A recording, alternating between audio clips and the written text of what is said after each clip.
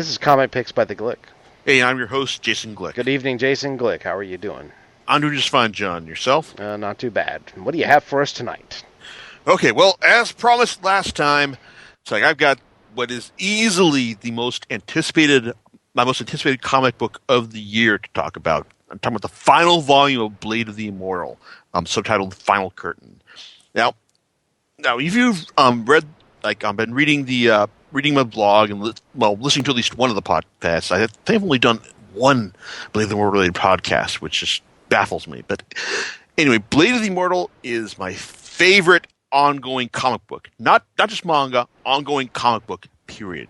I have been reading this series, and I had to check this. I can't, because it's been so long that I can't remember the exact date since around the turn of the millennium. It's like I can't nail down the exact dates. I think it's been reading this for at least 15 years. So we're talking about most of my adult life, for a given definition of the term adult, at least. And ever since I drove out to, I picked up the first two volumes from a guy I used to know at the Greenwood Film Society, because he was getting rid of his comics. I love them. And then I remember driving out to the Universal City Walk to get the second volume of On Silent Wings Part 2, because god damn, I wanted to know how that arc ended. I didn't know about any closer stores near me, and I hadn't actually got the hang of that ordering things on Amazon. Yeah, this is back in turn of the millennium, man. It's all that weird internet stuff was just foreign to me at the time. But Blade of the Immortal has just been one of the most consistently entertaining and surprising series that I've read. I mean, part of this I do think comes from the fact that I've been reading that even though I've been a solid trade waiter for this series, and even though I've had to endure year-long waits between volumes, it's like it always delivered whenever it did. I mean, there are some series that are now serialized only annually, like Real or Oku. And they show you that if you're going to do that, if you're going to be deliver just one volume a year, you need to make sure that volume is hits the mark every time. Blade of the Immortal did that consistently for now over 30 volumes. I mean, even when it was not at the top of its game, say for the prison arc, which was volumes 15 through 21, it still showed a level of invention and creativity that was better than most other people's best efforts. So basically, I love this series, and when it was finally announced that the series wrapped up 2 years ago in Japan, I was just waiting. Okay, it's done. I mean, I had been considering it had been going on for so long. I thought, hey, maybe he's just going to do this for the rest of his life. I don't know. But then, he realized that, hey, it's over. So now just waiting for the end. So, and it finally arrived a couple weeks back. I mean, if you read the site, you know that I did a special there will be no post tonight because I'm reading the final volume of Blade of the Immortal. So, does the final volume deliver? Yes. Yes, it does. Is it the best, absolute most incredible thing that I've read for the series? No. No, it is not. But mangaka Hiroaki Samura does stick to the landing, and I was very entertained by what I saw here. Yes, there are some things that I wish that he would have done differently, but in the end, I think it's a very satisfying wrap up to the saga of Manji, Rin, and Notsu, and the Ito Ryu. It's and everyone else that has survived at this point, in the series. Now, volume 30 left off on a very tantalizing cliffhanger, as you had two of the series' biggest badasses, Makie and Gichi, prepared to face off. It's like in the poor town that had seen so much carnage already, and when And at this point, he was teasing. We were being teased that Makie, her tuberculosis was about to it's was about to hit her hard, hit her hard again. And Gitchi had just come back. Was just coming off of his brutal fight with Abayama a couple volumes back. So you got two characters who are just not at their best, but still like ferocious fighters. And I'm just wondering, how is this going to turn out? And it's that's one thing I've really liked about the build up, like over the last couple of volumes, is that Samura has really been saving some of the best fights in the series for these last couple of volumes. I mean, the Manji's throwdown with that burly Dutchman was definitely a standout, as was Makie's 3-on-1 battle with members of the Rokidan previously. So you got the two hitters who are not at their best taking each other out, and let's just say there's certainly a little there is a twist to this that basically makes it go far more quickly than you'd expect. I will say that it is a satisfying fight, and there is one bit that actually kind of explains a lot of why Hyakurin, one of the members of the Mugai Ryu, winds up in the awful situations she has in the course of the series, as Gitchi spells it out for us. I mean, he kind of throws her character right under the bus, and at the same time, though, it kind of explains, that does make sense, but it's kind of sad as well. But still, it's like seeing seeing Gitchi express a certain amount of vulnerability in his interactions. That made the final battle and wrap up pretty interesting. Then you've got Manji and Rin are just kind of background characters of the first half of this volume, because then you've got Anotsu finishing his office battle with Habaki Kagimura, and then you've got, and of course, the last minute appearance of Habaki's daughter, because you have to have everyone on the ground for this final confrontation. Only then you've got turns out that someone else has managed to show up as well, and it's a guy who he's a real slimy Weasley bastard. And if you're thinking about the characters who've been introduced in the last major arc, so he's saying from volume 22 on, it should give you a pretty good idea. And there is lots of tragedy from his reintroduction to the series, but it also leads to a beautiful affirmation of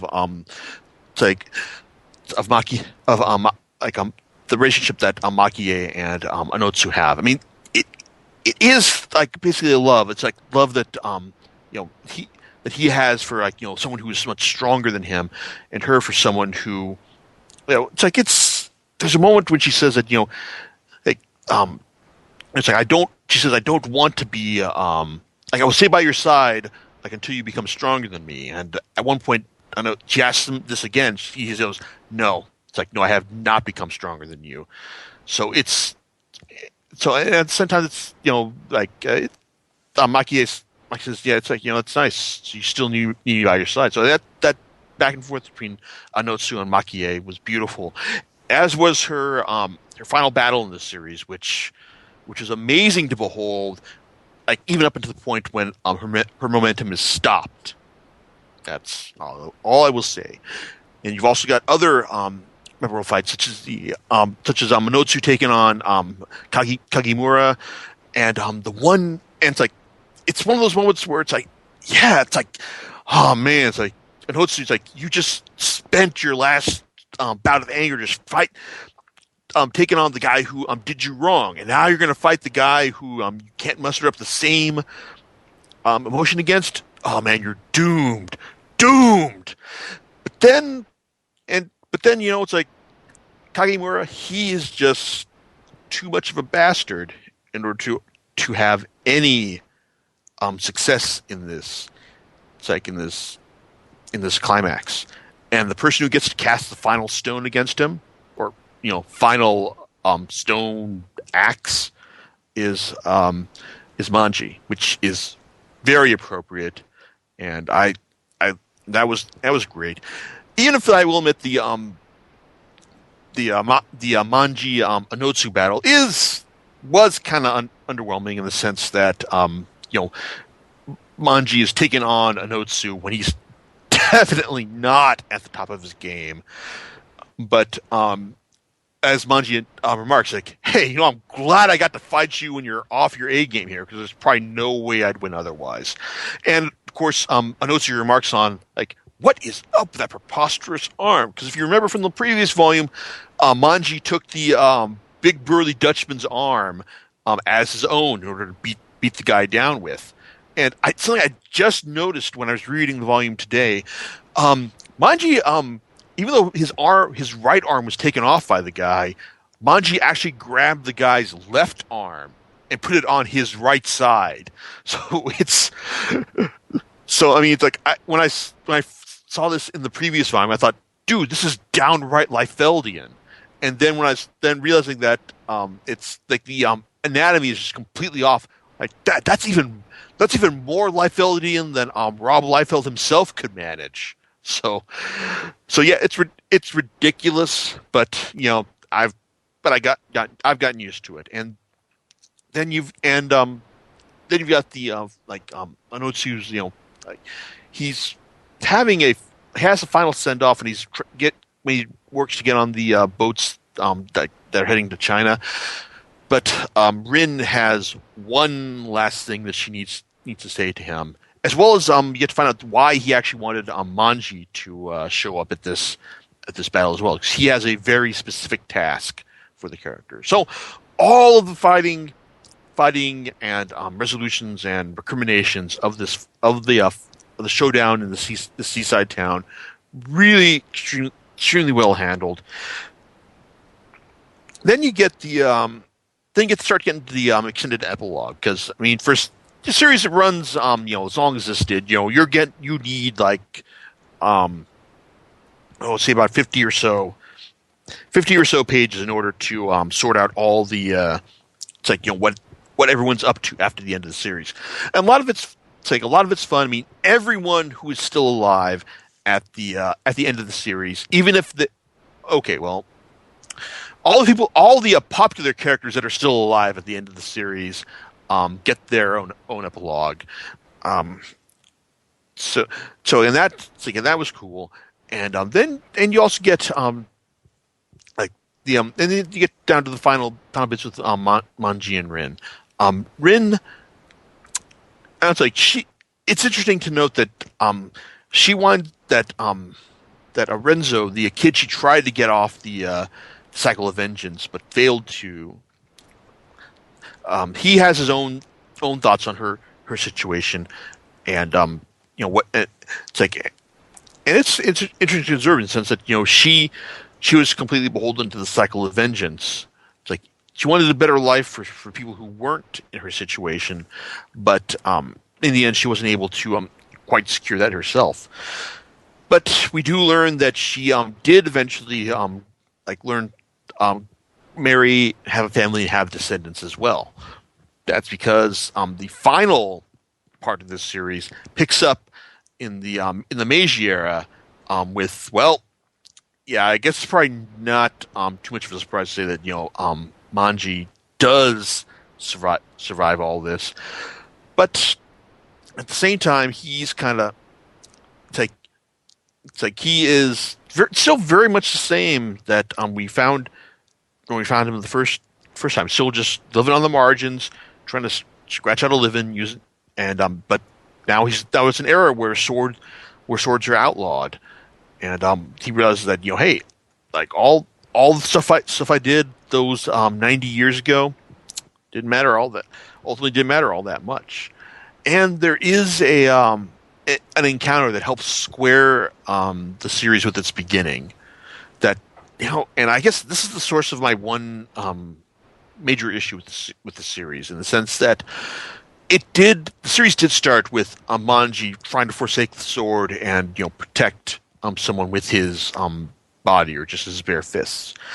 Now he's being asked to do the same, but at the same time, though, I would have liked to have seen this little plot point just wrapped up immediately. Just if only, I guess, if only for my selfish fanboyish peace of mind to know that hey, maybe that Manji had moved beyond what he like someone who would live by the sword. That maybe like with his immortality, he would basically grow and learn. It's like even if it took him a while, that he would eventually he would accrue some measure of wisdom for having to deal with life in situations. In the end, he still kind of remains much as he is in the series. Kind of like I'm not saying it repeats itself, but it ends on an interesting note.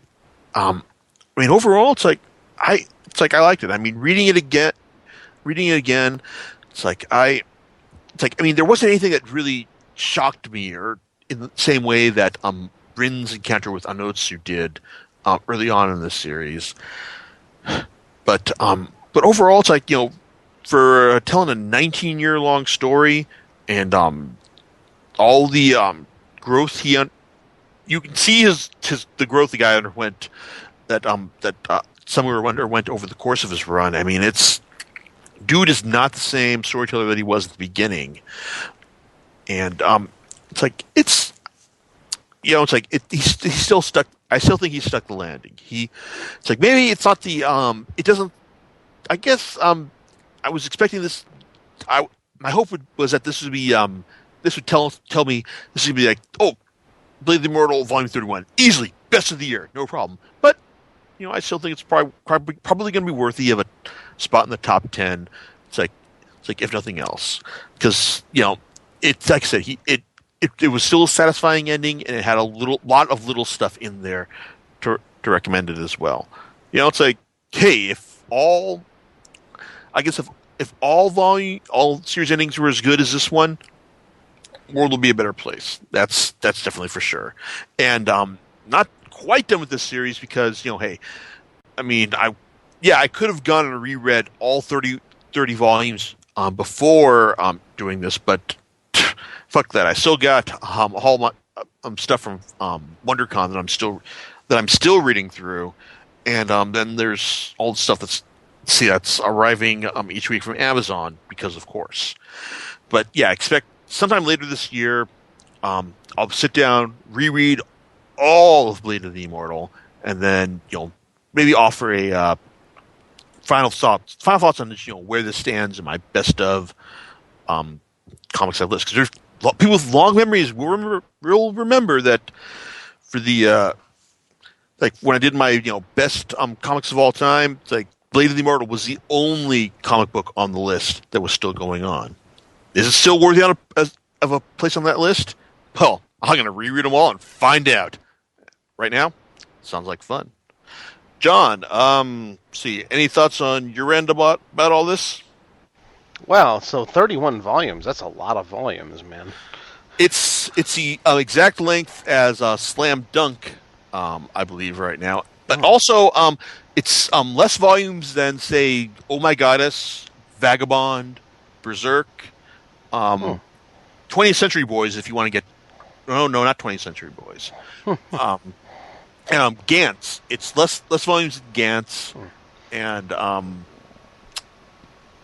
yeah. It's like, in fact, I think it's probably going to wind up being less volumes than JoJo's Bizarre Adventure, assuming Viz keeps putting out the series. But yeah, Blade of the Immortal is definitely one of the longer series that I followed. And like I said, I'm glad that it ended because, it's like, because it speaks to that the creator was able to end it on his own terms rather than say because sales dictated it.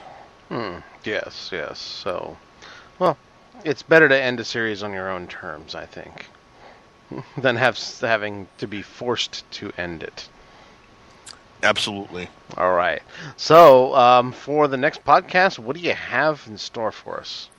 Okay, we're going setting the Wayback Machine for a series that most people thought would, well, that most people were probably not expecting to ever see print again. And unless something else happens to that, unless I drastically change my mind, I'm going to be talking about Alan Moore's Miracle Man. All right, and we'll catch you on next time on Comic Picks by the Glicks. All right, later, everyone. All right, bye.